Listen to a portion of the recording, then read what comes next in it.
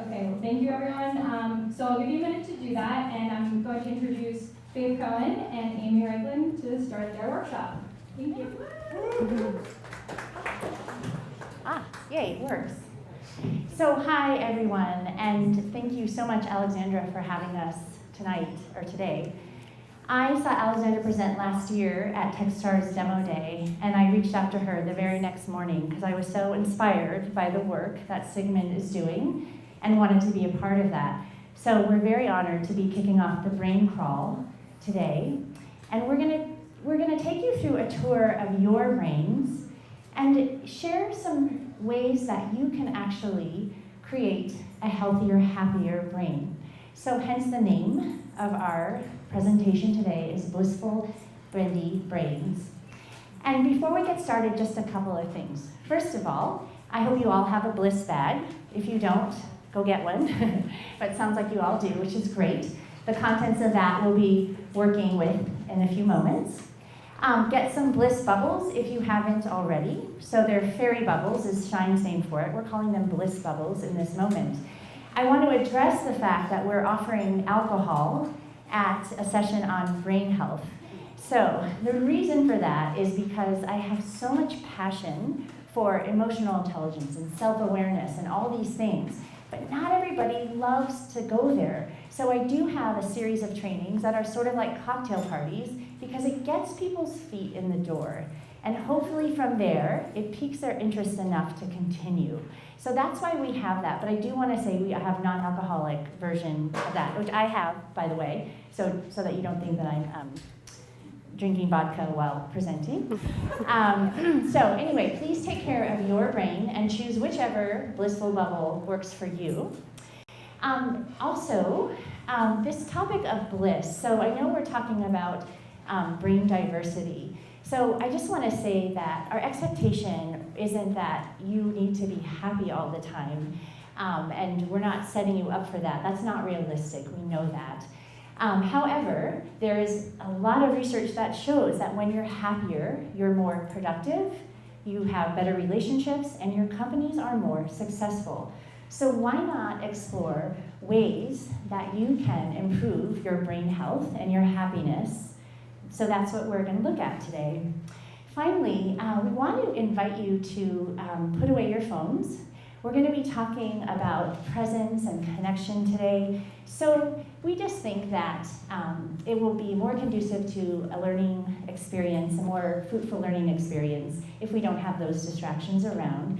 And we really want to learn together and have an experience together. So thank you for considering that. We really appreciate it.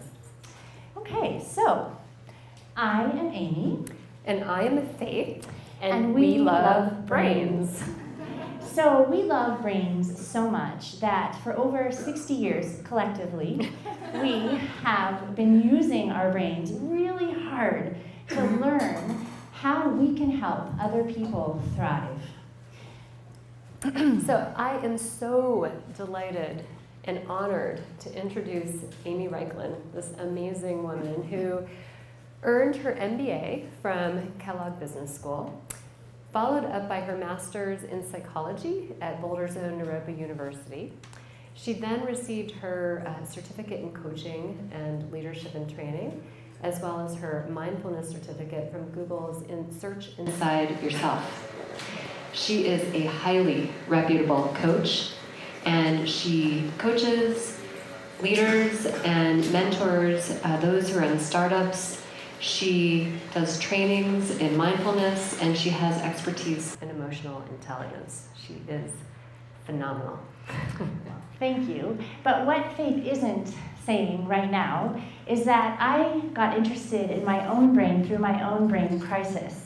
So while in business school, a number of events happened, and I was in trouble. I was very depressed, I was anxious, overwhelmed. That began my journey into exploring how do I get my health back, my brain health back. So I did therapy, I tried medications. Meditation was actually one of the most impactful things. So after business school, I thought, much like Sigmund, who else is suffering from this and how can I help? And that's what inspired the rest of my journey. So my passion is really from my own heart and my own experience. So I'm really happy to be here today in this situation. So about Faith. So Faith is the neuroscience goddess, esteemed colleague and friend. I'm thrilled that she agreed to do this with me today. We got to know each other at Techstars, coaching some co-founders, and we just knew we had to continue working together. So she is one of those rare people who at age 13 knew what she wanted to do when she grew up. She wanted to be a psychologist. So she got her PhD in clinical psychology from Tulane, and she dissected brains and spinal cords, and she thought that was so cool. I think that's pretty cool. So that fueled her love for brains. And she went on to get 2 certifications in trauma release therapies. So EMDR, brain spotting, if any of you know those therapies, they're amazingly impactful for people who've experienced trauma. She uses them with individuals and teens alike to help them manage the stress response. So Faith is also a leadership coach, and she works with leaders and individuals and organizations. She's phenomenal, and I can't wait for you to experience her today. She brings that real expertise in neurophysiology and psychology to be very impactful. However, what Amy did not tell you is that I have also had my own journey with helping my brain and using all of those wonderful learnings and skills. When we were in process of adopting our daughter from Haiti, we had the 2010 earthquake in Haiti, and within 7 days, our daughter was in our arms. Oh goodness. We were exhilarated and excited as well as terrified. Not only did we need to calm our brains down to help her, but she needed a lot of help with her stress response. So all of those skills came into big play when we were having to work with her. So just understanding that we all have our vulnerable spots, and these skills really, really come into play. Yeah. So enough about us. We want to talk about you, or we want you to talk about you. So in your bliss bags, you have a bliss-o-meter. And this is yours to keep forever and ever. On the back, you'll find also some of the material we're going to talk about today, so you have notes. Yay. But in this moment, I'd like you to check in with yourself. How are you today, in this moment, on your bliss-o-meter? So are you green, very blissful? Are you pink, blissful? Are you orange, neutral? Are you purple, feeling down? Or are you blue, shut down? And go ahead and turn to someone next to you and just share how you are. And this isn't a contest. You don't get a prize for being very blissful. So be honest and just share with someone. How are you doing?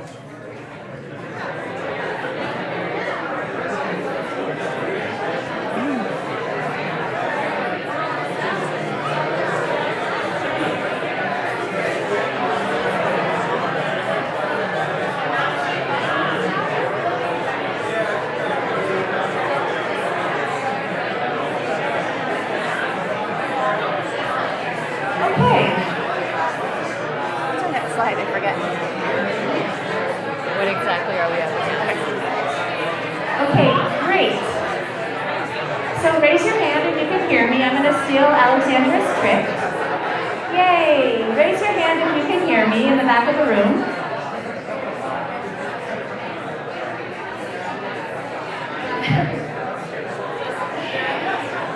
Raise your hand if you can hear me in the back of the room, everybody.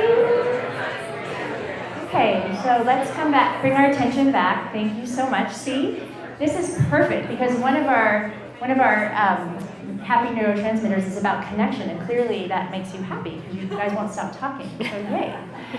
Okay, so we carry on. So getting a little check-in and sense of where you are, we also want to really define what exactly do we mean by brain health today. That's one of the things we want to do. But before we can do that, we have to learn just maybe a smidgen, a little bit about the brain. There are we could separate the brain kind of in two components. One is the structure of our brain. That's that squiggly part that we had on our brain hats. That was the part that I was dissecting. It's actually quite spongy. And that's our hardware. The part that we're really going to focus on today is the neurophysiology of our brain. That's our software. That's the chemicals of our brain that we call neurotransmitters. And they help to induce mood. They run our behaviors, actually, our motor movements, and we want to optimize that. So we want our neurophysiology to be in balance, and that's really what we're going to focus on here this evening. Okay. Oh, oopsies, sorry. I got happy with the button. So what we want is more of these. These are our happy neurochemicals, neurotransmitters. We've got dopamine, endorphins, oxytocin, serotonin, and GABA. And we're going to walk you through each of those and how you can attract more of those in your brains. But we have to also talk about how we come into this room or what we're actually up against. So each of us come into our world with our genetic set points, right? What our parents have passed down to us, as well as the environmental conditions in which we came into this world. So what was the experience like in utero for us? Were our mothers happy? Were they stressed out? Were they depressed? What was our first year of life like? Did we bond and connect to our caregivers? What was our childhood like? What are the complexities that each of us come into this world with? That is one aspect that we all have some contention with. But beyond that, we also have our evolutionary problems, if you will, or challenges. Saber-toothed tiger, right? We have a component of our brain, it's called the limbic system, and its main function is to help us with survival. So back in caveman days, this particular part of our brains were really important to deal with threat. And at that time, it was intermittent threat. I mean, it wasn't like the saber-toothed tiger was attacking us, every day, all the time. And so we would react and respond, and then our brains were developed to go back into homeostasis. But in our modern lives, in our modernity now, we are dealing with many, many things. We are dealing with texts and deadlines and overconnectivity through emails and voicemails and investors that need, our commitments and our employees. And so we get into an overstimulated pattern. And what happens is we're in this low-level sort of stress, we can be in this low-level stress response where our brains are actually taking a bath in the neurotransmitters that are used for the saber-toothed tiger. But it's like a neurochemical soup of stress that can go on a lower level, but for a longer duration. And we all know that neurophysiologically, our brains were not set up to do that. And so what happens is that can degrade our mood, we can feel less motivated, and it can break down even our physical health and our immune systems. So these are the things that we're up against, not even to mention just the collective. So, just in the last week with the security with computers over in Europe, climate change, our political situation that's going on around the world, the collective experience can also just further our experiences of stress. And this is really what we are up against and what we're really going to give us some help, to deal with. So you're thinking, well, this was supposed to be about bliss. Why are we on this negative note here? But it's just to let you know that really unconsciously you may be contending with these things, whether you realize it or not. But there's really, really, really good news, which is this concept of neuroplasticity. Our brains are bendy. So no matter where we are now or how we came into the world, we can influence the structure and function of our brains. So in your bliss bags, you have these neuroplastic gummy brains to remind you that your brains are bendy. You can eat them now, they're kind of yummy. They may give you a little dopamine hit, it's all good. So really, we have the ability to impact the structure and functions of our brain, and that's what we are going to look at today. So if you look at this slide, it's a little hard to see. The lighting's kind of funky, but this is a brain before 10 minutes of meditation, so very active, very agitated. And in just 10 minutes, this brain is relaxed and there's much less activity. So neuroscience, this is an fMRI study, shows us that if we, for instance, meditate for 10 minutes a day, we actually increase our resilience by thickening a part of our brain called the insula that helps us mitigate our stress response. So we can do things, and we'll dabble with that a little bit today, that can help us be more resilient. Alrighty, so the first neurotransmitter that we want to talk about is dopamine. Dopamine is active when we are feeling pleasure, when we are feeling reward. It produces the feeling of motivation and enthusiasm, and it also it has kind of a funny component to it in that because it's part of our reward neurotransmitter, we can get into an overstimulated pattern with it. So for example, our cell phones. You know, we get those texts that come in, or we get those things on Instagram or Snapchat, if some of you use that stuff, and we feel attention and we feel liked and someone's like contacting us. And so we want to actually check our phones more. We want to check our emails to make sure that, you know, we're keeping up with things. That can get us into an overstimulated pattern, but what we're really looking for is some balance with dopamine. So what can we do? What can we do to help our dopaminergic systems stay in balance? Sleep. How many of you, raise show of hands, on average, get 8 hours of sleep a night? My God, you guys are awesome. Fantastic. Something very simple, maybe not simple to some of us, but you can just help your dopamine system stay in balance by having really good sleep patterns and habits. So being able to get 8 hours of sleep really helps. Of course, exercise, right? Because that really helps with us feeling motivated and wanting to, you know, move our bodies and go forward. So exercise is really key on a regular basis. Just acknowledging our accomplishments. You know, if you just had the habit of, at the end of the day, just noticing what was one thing that you accomplished that day, you will feel a sense of reward, and that is really stimulating, in a positive way, dopamine. So that's a very easy thing to do. Believe it or not, singing. Singing is a wonderful thing. There are receptor sites right here in our throat which go directly to our brain. It can stimulate dopamine as well. And we do know that those who sing, like on a regular basis, can just feel happier and a little more blissful. So we want to invite you guys today to do a little bit of both. We want to sing and we want to move. So for those of you who grew up in the United States and had your childhoods here, you probably know this, head, shoulders, knees, and toes. And for those of you who didn't, the words are up here. And I'm going to sing, and Amy is going to be our lovely mover.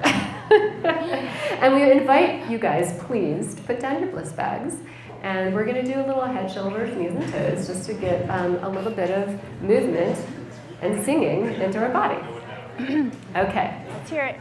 All right, on the count of 3. 1, 2, 3. Head, shoulders, knees and toes, knees and toes. Head, shoulders, knees and toes, eyes and ears and mouth and nose. Head, shoulders, knees and toes. Could we go faster, you guys? Like just a little faster. All right, ready? 1, 2, 3. Head, shoulders, knees and toes. Head, shoulders, knees and toes, eyes and ears and mouth and nose. Head, shoulders, knees and toes. Woo!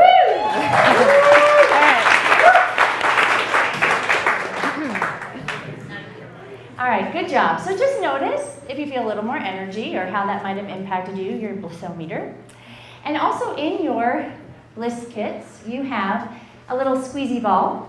So if you don't feel quite right about doing head, shoulders, knees and toes at your desk, you can squeeze your little squeezy ball a few times and just notice that that starts to get the blood pumping and it sort of reminds you of that activity that can also give you a little more dopamine. You can also use these for our next, our next neurochemical, which is endorphins. So endorphins are stress relief. These are very powerful for feelings of euphoria, for feeling less stress, and for reducing your experience of pain. So how do we get more endorphins? Well, exercise, laughing, smiling, sex, and chocolate and chili peppers. So you have a little piece of dark chocolate in your Bliss bag, and you're welcome to have that now or whenever you just need a little endorphin hit. But we're going to do one other thing. So this is a woman getting Botox, and this is not about vanity and feeling happier because you look younger. This is a real scientific study that shows that it was a study done with depressed patients. They injected Botox in people's smile muscles so that they were lifted, and their symptoms went down dramatically in very little time. So literally the act of smiling releases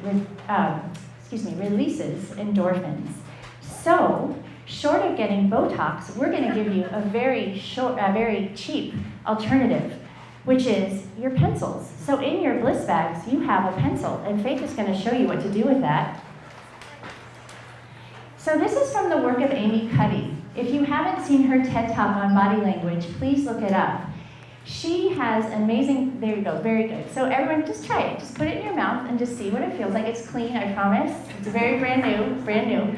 And this is something you can do at your desk. You can just experiment and notice when you smile more how it affects you. But Amy Cuddy's work is really amazing. So it's a body of work called Embodied Cognition. How you hold your body impacts your mood. It impacts your behavior. So for instance, she recommends before a job interview going in the bathroom and standing in Superman or Superwoman pose. In her studies, people who did that were more confident and were more likely to get the job.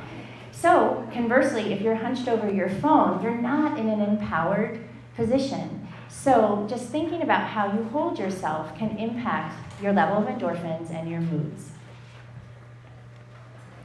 Oops. Uh-oh. Oh, good. Uh-oh. All right, hold on.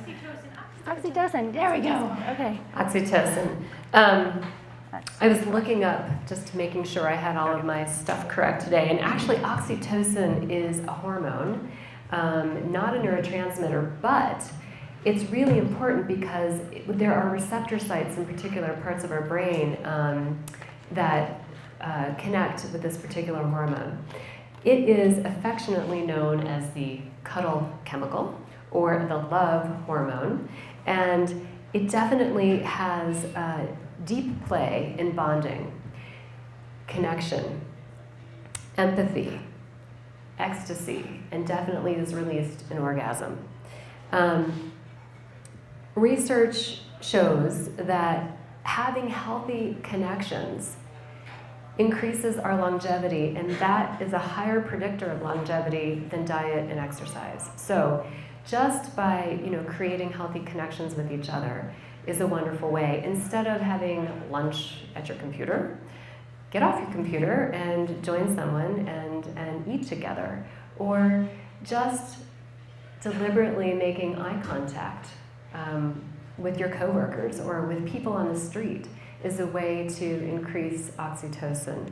If hugging is safe for you and that feels good, 20 seconds of hugging can also release this hormone. It's definitely released in bonding, so with mothers and their babies during nursing, and of course during sex, you know, so have more of that, yay. Did you really just say that? So even though we're in Boulder, we're not going to make you hug. But I do want to invite you to do, especially for 20 seconds, I do want to invite you to do an exercise that invites connection with others, and it's even, you can do this without even other people knowing it. So it's from a body of mindfulness exercises. It's called I Wish for You to Be Happy. So my invitation is, take a look around the room right now and just bring someone, just find someone and just have that person's image in your mind. So go ahead and just look around and find anyone, doesn't matter. And with that person's image in your mind, just silently, not out loud, to yourself, say towards this person, I wish for you to be happy. You can have your eyes open or closed, but just really sending that desire. I wish for you to be happy. Just letting that land in your body. And now go ahead and do it again. Find another person, anyone. And with that person's image in your mind, with your eyes open or closed, just send to this person, I wish for you to be happy. I wish for you to be happy. And bringing your attention back to the room, just noticing what it's like to do that simple exercise and wish someone else well. So part of resilience is generosity, giving to others. So a client of mine did this in his office, and he picked a random coworker who he never interacts with, did it for a week, and suddenly this coworker started stopping by his cubicle. So it's kind of magical, and it works. And I do this when I'm waiting for my coffee, or I'm in some sort of, even at a traffic light, I might look over and wish someone to be happy. It's kind of cool, and it's really easy. And for me, it has an impact, so just play with it. Okay, so serotonin. So serotonin is responsible for mood balance. When we don't have enough serotonin, that's when we can start to feel symptoms of depression. So if you've heard of SSRIs, classic prescriptive drug that doctors prescribe for people who are depressed, that's a chemical to help increase the production of serotonin or the maintenance of serotonin in our system. So what helps serotonin? Remembering accomplishments. So even, like Faith said earlier, if it's something, it doesn't even matter when it happened. If I have a medal of the very one race I ran in my whole lifetime. I have it in my room and I look at it like I did that. You know, and it gives me a little boost. And so just whenever it was, just remembering things you did, what went well this week. And the second thing is gratitude, taking stock of what you have. So related to this saber-toothed tiger threat response we have is this negativity bias of seeing the glass half empty instead of glass half full, something we tend to do. So to turn that around, noticing what is going well, what am I grateful for? So we want to invite you to do an exercise that kind of combines oxytocin and serotonin together. And we would like you to find a partner, and we're going to have you share for about 30 seconds to a minute, partner A, and then partner B is going to share after that when I ring the bell.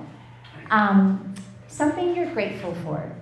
Partner B, you're going to employ something called mindful listening. So mindful listening is giving the person who's speaking your very full attention. So often we're problem solving or thinking about how we want to respond or wanting to give advice. Being fully present with the person you're speaking with while they're saying the thing that they're grateful for. Okay, and just noticing what that's like. So then I'll say switch, actually, because you can't hear my bell, and we'll switch, and then you'll have a moment to debrief that. So go ahead and find someone that you feel that you like to work with. It can be anybody. And I encourage you to do this.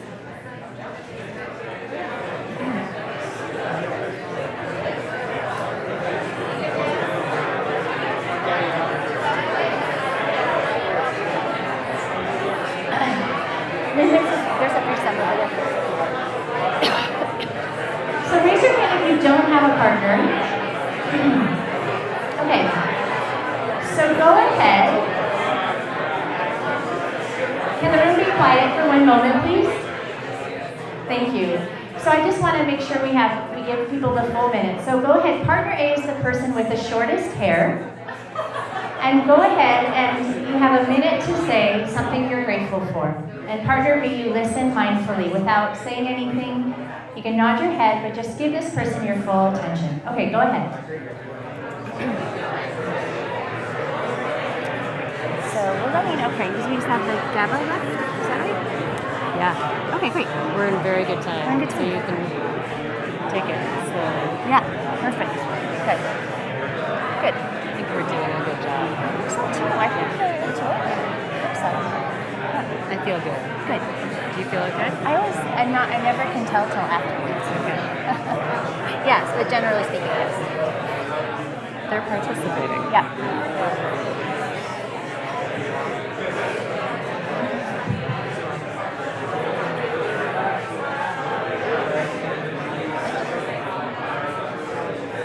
Okay, so go ahead and switch.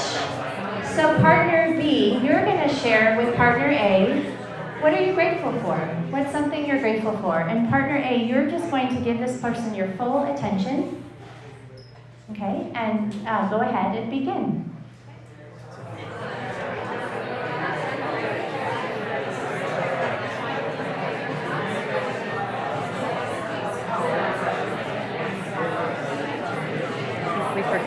Did I forget to look at you with the saber-tooth tiger? Yeah. Yeah, it doesn't matter. Totally doesn't matter. If people laugh at it, I just put it down. It's totally fine.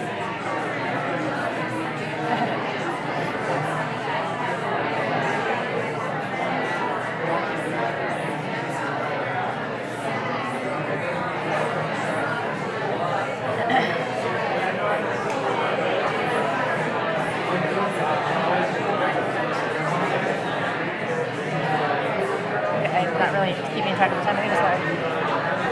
I think we can let it go until it gets up to the... We have the process time too, right? Yeah, but I think it hasn't been a minute. Okay. So there's 12 hours. A minute and a half is pretty long. Oh, a minute. Yeah, that's good. Okay, so we're good. Okay. Okay, great. So I see a high five. This is good. So I want to give you one more minute to talk to your partner and just share, what was that like? What was that like for you to not respond? What was it like to be listened to fully? What was it like to name what you're grateful for? Do you notice any changes in how you feel in this moment? So go ahead and I'll give you just a minute to sort of talk about what you talked about.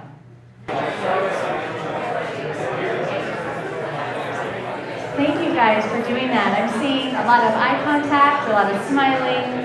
This is great. So we have one last neurotransmitter to share with you. So Faith will take it away. Oops, if it works. There we go. So GABA, which has gotten a little bit more popularity, I think, in the last so many years. GABA is an inhibitory neurotransmitter, and it is directly involved in turning off that threat response, specifically in the limbic brain, that saber-tooth response.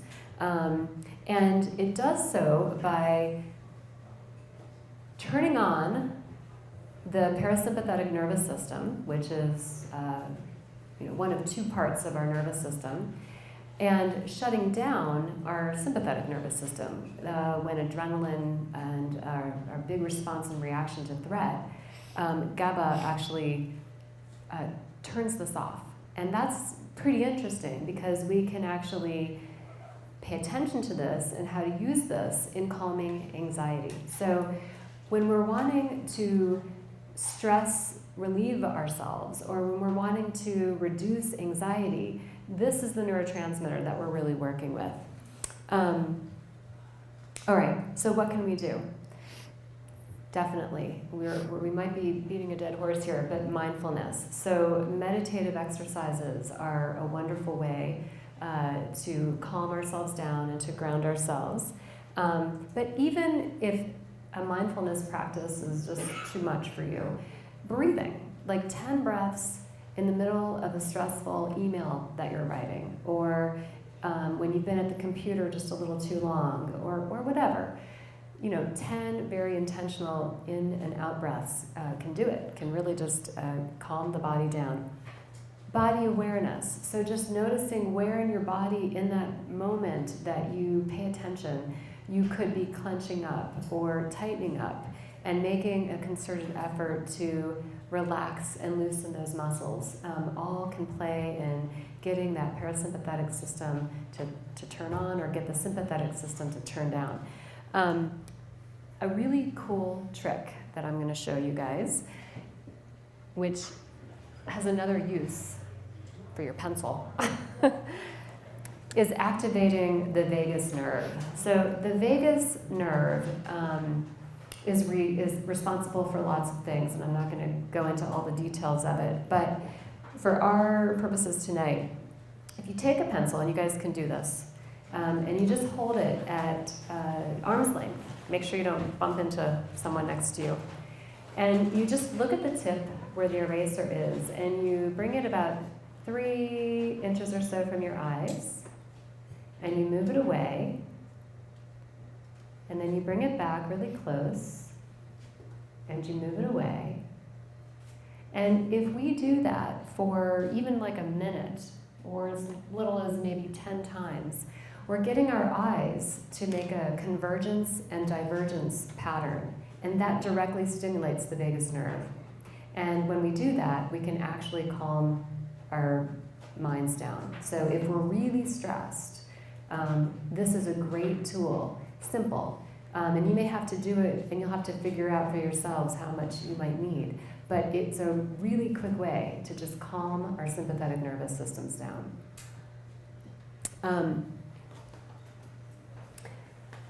One of the things that we want to leave you with tonight, we started with head, shoulders, knees, and toes, and talking about dopamine and enthusiasm. And we want to invite, I want to invite you guys to do another little exercise with me, which will really help to ground and to get us sort of going inward so that we can receive the poignant offerings from Impact Founder and from Brad and Jerry's conversations. So, and you can do this with yourselves at home, but I'm going to lead you through a visualization. So, if you would be willing, find a comfortable spot or stance for yourself to stand. You also can sit, that's absolutely fine. And I invite you to close your eyes to go inward. And I'm going to ask you guys to find a spot in your body in which, when you notice it, it might feel calm, or neutral, or grounded, or even positive well-being. All right? So when you found a spot in your body, it could be as, little as your earlobe or the tip of your nose, or it could be a big spot like your core.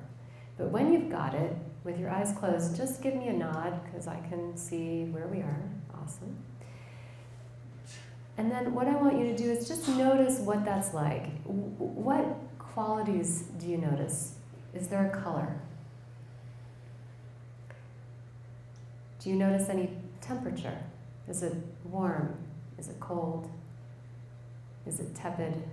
Is it hot?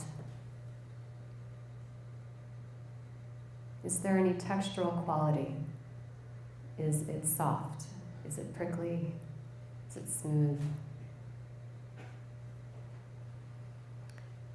Is there any pace or speed associated? Is it fast? Is it slow? Is it wavy?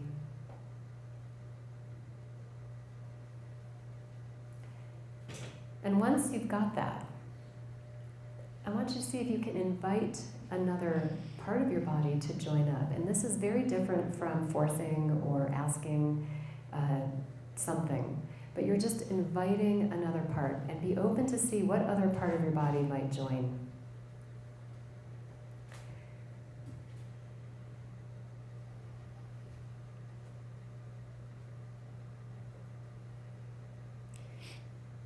And if you've found another part of your body to join, just nod your head and let me know. And I'm going to just give it a few more seconds here for some of those who may need a little more time.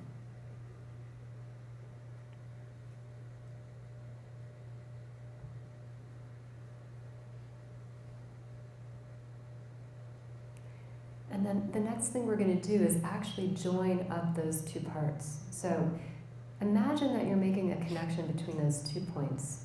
It could be a line. It could be an energetic feeling that you just notice. For me, I tend to see light and color connecting those 2 parts for myself. It can be going inside your body to connect the two. It could be outside your body, it doesn't matter.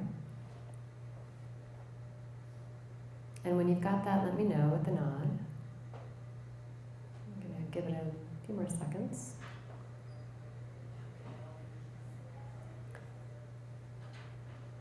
And then we're going to see if we can invite a third body part to join in. So give me a nod if you've got a third body part. And then connect up your third body part. So you've got 1, 2, and 3 connected. And just notice what you see, what you feel,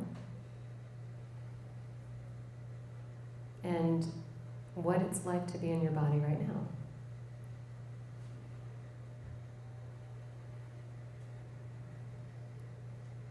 Okay, thank you.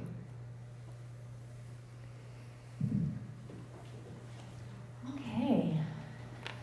So, checking in with yourself, as we did in the beginning, just take a moment to consider, if you were to look at your blissometer now, just show me a rate, just raise your hand if you notice any change from when you came in the door versus how you feel now. Okay, so a number of you. So noting that those exercises took about 30 seconds, maybe a minute. So in such a short period of time, you can shift how you are. So just taking that information and just maybe reflecting on what was useful for you. We're so grateful for your participation and your presence. We hope it was useful for you. We hope you use your Bliss Kit as often as you wish to or need to. And we're just very grateful to Sigmund for this opportunity to be with you today. So if you have any questions, our emails are on the back of the Blissometer, as is all of the neurotransmitters and what they do. But feel free to contact us. We'd love to answer questions or send you references, or not references, what are they called? Yeah, references. Resources and references for any of the science that was presented today. We'd love to be in touch. So thank you so very much.